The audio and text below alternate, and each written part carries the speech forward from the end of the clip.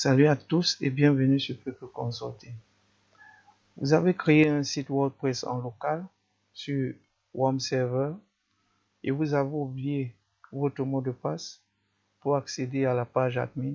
Dans cette vidéo, je vous montre comment résoudre ce problème très facilement. Alors, c'est parti. Alors, une fois devant notre page de login, nous sommes confrontés à cette situation. Comme nous sommes en local, vous voyez mot de passe oublié en français, lost your password en anglais. Il n'est pas utile pour nous parce que nous travaillons ici en local. Notre serveur local est WOM Server. Nous sommes avec localhost. Donc, je vous le déconseille. Ne perdez pas votre temps là-dessus puisque le problème ne sera pas résolu. Alors, ce qu'il faut faire, puisqu'on ne reconnaît plus notre mot de passe, dès qu'on essaie d'entrer ce qu'on a en tête, il ne fonctionne pas et nous avons ce message.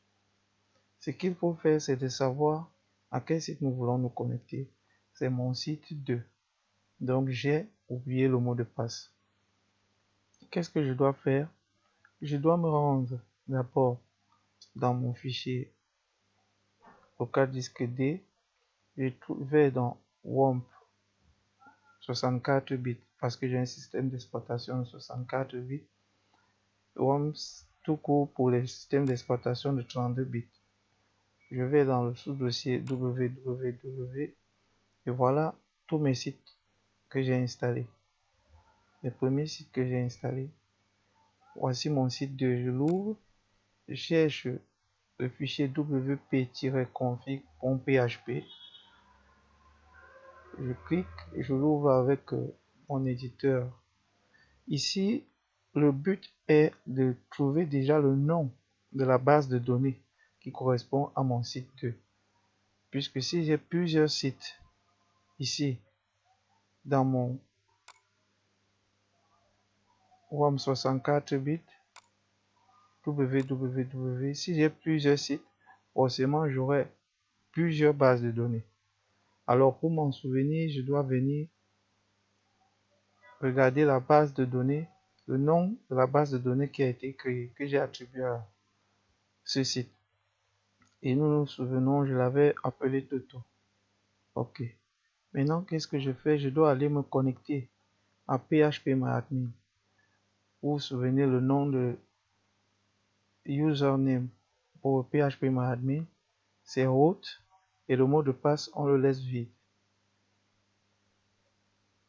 Vous lancez et vous vous retrouvez à cet endroit. Je cherche ma base de données et je retrouve, voici la base de données Toto. Je clique dessus et sur les différentes tables, parmi les différentes tables, je cherche WP Users. J'ouvre et effectivement, il y a un utilisateur qui est moi. Je suis l'utilisateur. Je clique simplement sur. Avant de cliquer sur éditer, vous voyez, vous remarquez avec moi que voici User Pass qui est mon mot de passe. Vous êtes peut-être surpris de voir qu'il y a tout un champ de caractères. En fait, ceci est appelé le hachage des mots de passe. Donc, ils ont crypté le mot de passe pour qu'il ne soit pas facilement décryptable. Raison pour laquelle, lorsque vous insérez un mot de passe simple, comme je dis n'importe quoi, papa, ils vont le décomposer. Donc, ils vont crypter ce mot de passe pour qu'il soit inimaginable facilement. Je clique sur éditer. J'ai le username. J'ai le mot de passe haché. Ce que je dois faire, je sélectionne ce mot de passe haché. Je le supprime et je mets un mot de passe simple. Comme par exemple, salut. Cela ne suffit pas. Il faut venir maintenant sur le hachage. Le mot de passe ici. Renseigner. Vous deviez choisir MD5.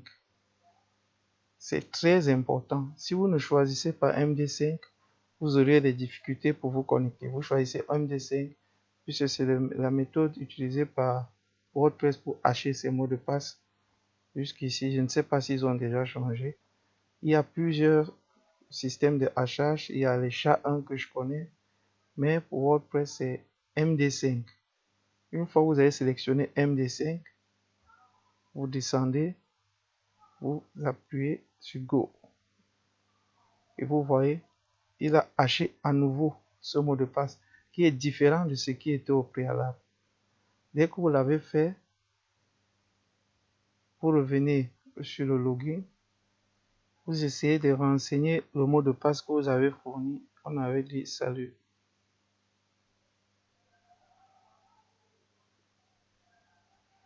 Vous cliquez et vous voyez, je me suis déjà logué à mon back-end. Vous voyez, je me retrouve facilement à mon back-end et forcément ça marche. Donc j'espère que vous avez apprécié cette vidéo et qu'elle essaiera de vous aider dans vos futures créations de sites web en mode local.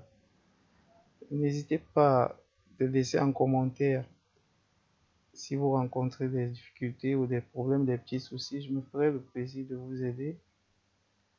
Et n'oubliez pas de liker si vous avez apprécié la vidéo. Merci.